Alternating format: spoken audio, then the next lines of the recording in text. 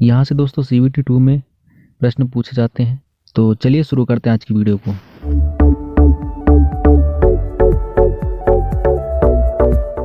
सबसे पहले हम जानेंगे दोस्तों कि कोशिका क्या होती है।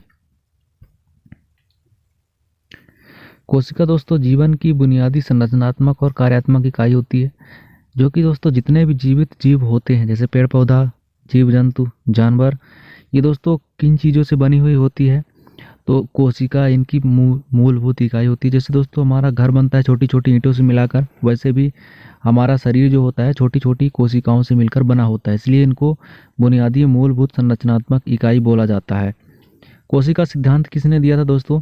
कोशिका सिद्धांत के अंतर्गत आता है कि हर जीव जो होती है उसमें कोशिकाएं होती हैं। मेनली कोशिकाएं दो प्रकार की होती हैं। एक होती है प्रोकैरियोटिक कोशिकाएं। ये कोशिकाएं दोस्तों, इसके अंदर न्यूक्लियस नहीं पाया जाता है। जैसे कि बैक्टीरिया, जितने भी बैक्टीरिया होते हैं दोस्तों, इनकी कोशिकाओं के अंदर न्यूक्लियस यानी केंद्रक नहीं पाया जाता है। इसके अलावा दूसरी प्रकार की कोशिका है जिसको यूकैरियोटिक कोशिकाएं कहा जाता है। इसमें न्यूक्लियस होते हैं, जैसे पेड़ पौधे, जानवर, जीव जंतु। ये प्रोकैरियोटिक कोशिकाएं दोस्तों पूरी तरह विकसित कोशिकाएं नहीं होती है। यूकैरियोटिक कोशिकाओं दोस्तों बिल्कुल विकसित कोशिकाएं होती हैं। कोशिका संरचना के अंतर्गत हम देखेंगे कि इसमें क्या क्या भाग होता है। कोशिका झिल्ली होती है दोस्तों। इसके अलावा दोस्तों साइटोप्लाज्म होता है। जो महत्वपूर्ण अंग देखेंगे यूकैरियोटिक कोशिका जो कि होते हैं दोस्तों माइटोकॉन्ड्रिया, जिसको ऊर्जा उत्पादन केंद्र कहा जाता है। राइबोसोम प्रोटीन संश्लेषण का स्थल कहा जाता है। एंडोप्लाज्मिक रेटिकुलम जो होता है दोस्तों प्रोटीन और लिपिड का निर्माण करता है। गोल्गी अपरेटस होता है दोस्तों, प्रोटीन पैकिंग और वितरण में काम करता है। पौधों और जानवरों की कोशिकाओं में अंतर हम देखेंगे। तो जैसे पौधों में दोस्तों कोशिका भित्ति होती है, क्लोरोप्लास्ट होता है और बड़ी केंद्रीय वैक्यूलस होती है, जो कि जंतु कोशिका में नहीं पाई जाती है। कोशिका भित्ति दोस्तों नहीं होती है, क्लोरोप्लास्ट भी नहीं होता है और केंद्रीय वैक्यूलस नहीं होता है। जानवरों में ये संरचनाएं नहीं होती है। जानवरों के अंतर्गत दोस्तों ह्यूमंस भी आते हैं, इंसान भी आते हैं। इसके अंदर क्लोरोप्लास्ट, कोशिका भित्ति ये सभी नहीं होते हैं। कोशिका भित्ति और क्लोरोप्लास्ट के कारण ही दोस्तों जो पौधे होते हैं उनकी जो शाखाएं, तना, जड़ ये सभी ज़्यादा कठोर होते हैं। और जीवों की कोशिकाओं में ये नहीं पाया जाता है, इसलिए सेल वॉल जिसको बोला जाता है ये नहीं पाया जाता है। इसलिए इंसानों और जानवरों की कोशिकाएं पौधों की अपेक्षा थोड़ी सी मुलायम होती हैं। तो चलिए शुरू करते हैं आज के इम्पोर्टेंट प्रश्न, जहाँ से प्रश्न बनते हैं इसको लगाना और लास्ट में कमेंट करके बताना कि आपके कितने उत्तर सही हुए। पहला प्रश्न है, which is the largest human cell? मनुष्य की सबसे बड़ी कोशिका कौन सी है? तो दोस्तों मनुष्य की जो सबसे बड़ी कोशिका होती है वो ओवम यानी अंडाणु होती है। जो अंडाणु होता है दोस्तों महिला प्रजनन कोशिका में होती है, जो कि प्रजनन के महत्वपूर्ण भूमिका निभाती है। इसका आकार दोस्तों ओवम शरीर की सबसे बड़ी कोशिका होती है और जिसका व्यास लगभग 100 माइक्रोमीटर होता है। इसकी संरचना दोस्तों जोना, पेलुसिडा और साइटोप्लाज्म और नाभिक DNA होता है। इसका विकास कहाँ होता है दोस्तों? महिलाओं के जन्म से भी यह ओवम के साथ होती है और हर महीने जो ओव्यूलेशन के दौरान इसका ओवम बाहर निकलता है। जो मासिक धर्म होता है दोस्तों उसके दौरान इस कोशिका का बाहर निकलना निश्चित होता है। तो यह ओवम दोस्तों जो अंडाणु होता है यह सबसे बड़ी कोशिका होती है इंसानों की। तो यह याद रखना। जीवित रहने की अवधि है दोस्तों कितने दिनों तक या कितने समय तक ये जीवित रहता है? तो लगभग 12 से 24 घंटे तक ये जीवित रहता है। यदि निषेचित नहीं होता है तो यह विघटित हो जाता है। तो यह रहा दोस्तों ओवम के बारे में संक्षिप्त विवरण। तो यदि आप इसको स्क्रीनशॉट लेना चाहते हैं तो आप इसको स्क्रीनशॉट ले सकते हैं। अगला प्रश्न है, किस कोशिकांग को कोशिका का ऊर्जा गृह कहा जाता है? ये दोस्तों प्रश्न आपने कई बार इसको पढ़ा होगा। Which organ is known as the power house of cell? तो इसका सही उत्तर हो जाएगा दोस्तों माइटोकॉन्ड्रिया। माइटोकॉन्ड्रिया के बारे में हम देखते हैं दोस्तों कि ये क्या होता है। माइटोकॉन्ड्रिया जो होता है दोस्तों कोशिका के पावर हाउस होता है जिसके अंदर ऊर्जा का उत्पादन होता है। Which type of human cell lacks a nucleus? किस प्रकार की मानव कोशिकाओं में केंद्रक नहीं होता है? यह वेरी इंपॉर्टेंट प्रश्न है दोस्तों। यह परीक्षा में पूछा जाता है कि किस प्रकार की मानव कोशिका में केंद्रक नहीं होता है। ऑप्शन दिया गया है मांसपेशी कोशिका, न्यूरॉन, लाल रक्त कोशिका या श्वेत रक्त कोशिका। तो दोस्तों जो लाल रक्त कोशिकाएं होती हैं, रेड ब्लड सेल, जिसके कारण दोस्तों मनुष्य का जो खून होता है वह लाल होता है। कुछ चपटे चपटे आकार की ये कोशिकाएं होती हैं, सेल के जैसे, डिस्क के जैसे ऐसे होती हैं। इनके कारण दोस्तों इसके केंद्रक, इसमें केंद्रक नहीं पाया जाता है, तो आप इसको याद रखना। लाल रक्त कोशिकाओं में केंद्रक नहीं पाया जाता। आरबीसी के बारे में हम यहाँ देखते हैं दोस्तों। आरबीसी का मुख्य कार्य क्या होता है? यह शरीर के विभिन्न हिस्सों में ऑक्सीजन को ले जाता है और कार्बन डाइऑक्साइड को बाहर निकालता है। ये श्वसन की क्रिया के दौरान जो फेफड़ों से दोस्तों ऑक्सीजन जाती है, तो कैपिलरीज के माध्यम से ऑक्सीजन जो है आरबीसी में चिपक जाता है और पूरे बॉडी में परिवहन करता है, और वहाँ से कार्बन डाइऑक्साइड को फिर से वापस ले आता है फेफड़े में, और फेफड़े के द्वारा नाक से इसको बाहर निकाल दिया जाता है। तो ये आरबीसी का मुख्य कार्य होता है, तो आप इसको याद रखना। आरबीसी की उम्र लगभग 120 दिन होती है। यह 120 दिन के बाद ये लीवर और प्लीहा में जाकर खुद को नष्ट कर देता है। इसके बाद ये फिर से उत्पादन होता है इसका। ये पुरुषों में दोस्तों 4.7 से 6.1 मिलियन प्रति माइक्रोलीटर, और महिलाओं में 4.2 से लेकर 5.4 मिलियन आरबीसी होते हैं। तो यह इसको याद रखना। इसका रंग दोस्तों हीमोग्लोबिन के कारण होता है, लाल रंग होता है। हीमोग्लोबिन प्रोटीन के कारण इसका रंग जो होता है लाल रंग होता है, और यदि ऑक्सीनेटेड ऑक्सीजन युक्त यदि ले जाता है तो इसका रंग जो होता है तो लाल होता है, और जब वह वापस ले आता है इसके कारण नीला रंग इसका हो जाता है। इसलिए धमनियों का रंग जो होता है नीला होता है कार्बन डाइऑक्साइड के कारण। कोशिका के किस भाग द्वारा उसकी गतिविधियों को नियंत्रण किया जाता है?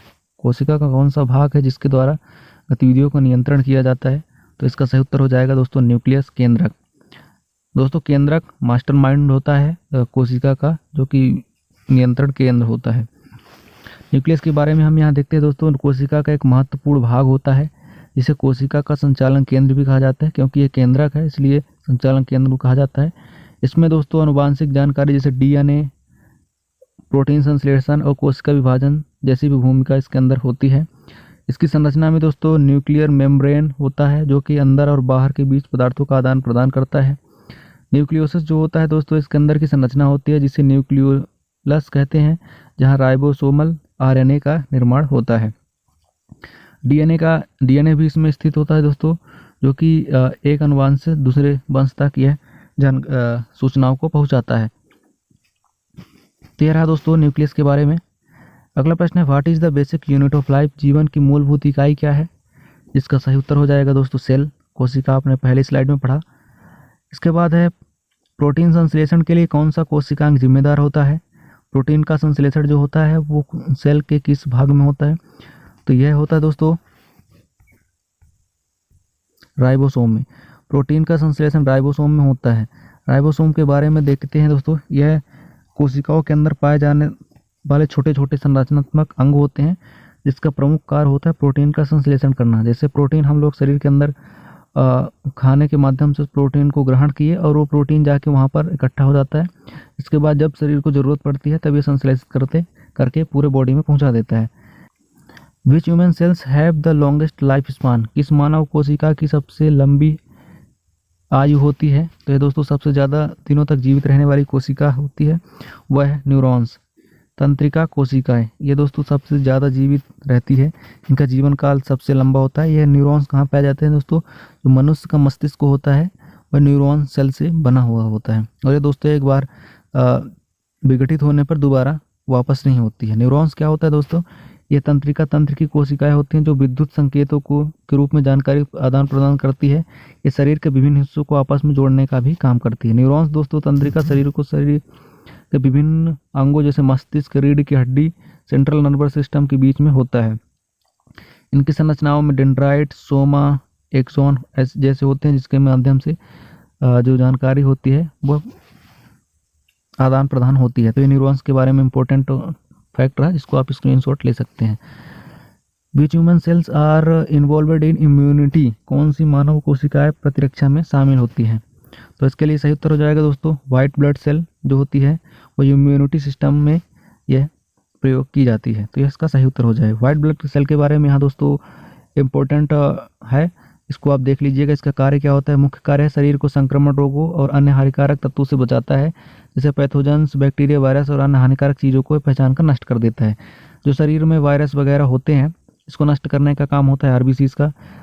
इसके अंदर भी डब्ल्यूबीसीज का इसका मेन काम होता है। जब दोस्तों आप ब्लड चेकिंग करवाते हो तो आप ये सभी चीज़ें उसमें देखते होंगे, रिपोर्ट्स में लिखे रहते हैं न्यूट्रोफिल्स कितना होता है, लिम्फोसाइट, मोनोसाइट, ओसिनोफिल्स, बेसोफिल्स, ये सभी दोस्तों अलग अलग प्रकार के संक्रमण में सुरक्षित करते हैं। तो डब्ल्यूबीसी की जो संख्या होती है 4000 से 11000 प्रति माइक्रोलीटर रक्त में इसकी संख्या होती है। तो इसका जीवन काल कुछ महीनों तक हो सकता है, ये निर्भर करता है कि आप कितने समय तक सक्रिय रहता है।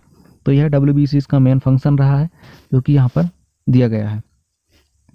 Which structure gives shape and support of the cell, कौन सा ढांचा कोशिकाओं को आकार और सहारा देता है, मतलब कि कौन सी कोशिकाएं होती हैं जिसके द्वारा शरीर की संरचना या ढांचा बनता है। तो साइटोस्केलन सिस्टम जो होता है, कोशिका का कंकाल जो होता है मनुष्य के शरीर का संरचना बनाता है, जो एक विशेष प्रकार की संरचनाएं होती है। जैसे इंसान की संरचना अलग होती है, जिन जीव जंतुओं की संरचना अलग होती है, पेड़ पौधों की संरचना अलग होती है। तो ये साइक्लोस्केलेटन सिस्टम का एक भाग होता है जो कि संरचना बताता है। कोशिका के अंदर एक संरचनात्मक नेटवर्क होता है, जैसे कि हमने बताया, जो कि कोशिकाओं को आकार देता है, उनकी संरचनाएं बनाए रखता है। कोशिका के भीतर विभिन्न तत्वों की गति को नियंत्रण भी करता है। तो इस प्रकार इसका कार्य, तो इस संरचना में 3 तंतु प्रोटीन से बना होता है, जैसे एक्टिन फाइबर्स, माइक्रोट्यूबुलस, इंटरमीडिएट फाइबर्स। इन जैसे कोशिकाओं की तंत्रिकाओं को स्थिति और समर्थन प्रदान करता है। इसके अलावा दोस्तों